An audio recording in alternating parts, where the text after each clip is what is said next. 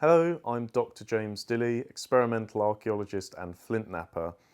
I've been working with one of my most favourite sites in the UK, and it's one of my favourites because it inspired me when I was a kid getting into archaeology.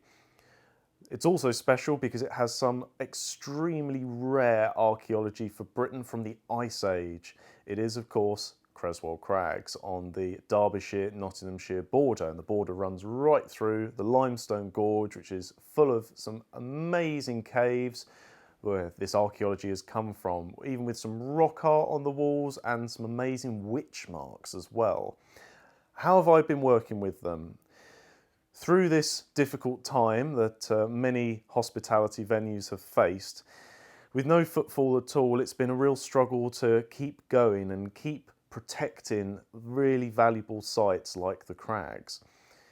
The staff have been working really hard to keep the site afloat for future generations, and I've felt that it's really important to support them and keep this site open to inspire more young people and older people over the next few generations. I've been fundraising, creating videos, and now I've been making a selection of objects for their online resources and school sessions, but also for their shop, so that when the site is open, like many other venues, you'll be able to go, visit, see the amazing archaeology and treat yourself to something special from the gift shop at the end. So what have I been making? A variety of replicas from the Paleolithic and later. And I'm going to give you a sneak peek of some of those amazing objects. You can treat yourself too. This is a bit like when the prize conveyor belt comes out and you have to try and remember them all, but you won't have to. I have a Paleolithic gift bag. Let's see what's in the gift bag.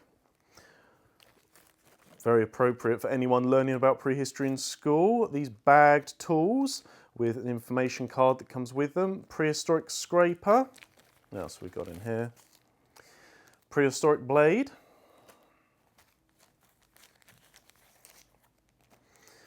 A flint awl for making holes in bone, leather and other materials, and a blade for cutting through materials. So there's a whole selection of objects there for a nice Paleolithic toolkit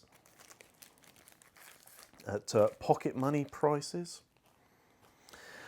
I also have another kit, a firelighting kit with a nice big heavy chunk of iron parites, marcasite, nice piece of tinder fungus as well, and some flint blades, so you'll be able to have a go at making your own fire in a safe environment, of course.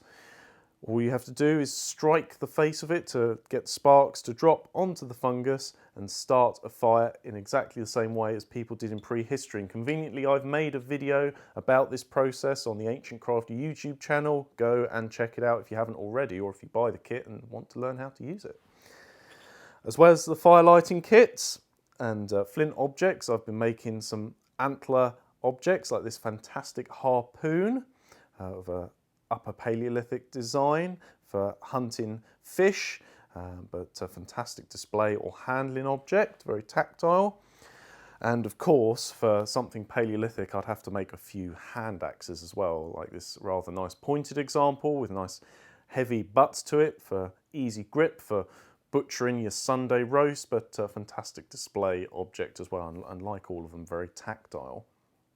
Made a few of them for the shop, and a rather special object, which I've made another video on, is a rather nice Solutrean point, made with French flint as well. Very thin, very nice, really amazing hunting object that would be put on to the end of a spear, but very, very carefully flaked, just like the originals. So from around about 25,000 to 19,000 years ago, Solutrean spearhead, but that'll be in the shop very soon. The final object, I suppose my party piece of knapping, has of course got to be a glass hand axe, the top object going into the shop. So, I imagine if you have a nice display area to show objects like this, maybe an LED light under this would look particularly amazing, really to show off those flake scars, but a real piece of art, napped in exactly the same way as my flint hand axes, as it's made of almost the same material, but one of those will be going to the shops too. And all of the objects will come with their own information card, professionally printed, all about the object, so you can learn more about it and have it with your object when it's on display. So that's a few of the objects I'll be making for the shop. We'll be sending lots more, including flint knapping kits, Creswellian points, and some amazing jewellery as well, cast and finished by Emma. So lots to go there. So when the shop is open and the site is open and when these are added to the website, please go along and consider buying some of these objects. If you've bought some of these replicas already from my shop, you can always still make a donation to keep the site going. We've donated a lot of our time and efforts and objects for raffles, for some of our online tutorial videos to help support the Creswell Crags and keep them going. I can't wait to be back there when all of this is over and we're able to go out and enjoy these amazing sites around the UK. So please consider donating to keep Creswell Crags going. They are an amazing site and have an excellent, very knowledgeable, friendly team of staff there.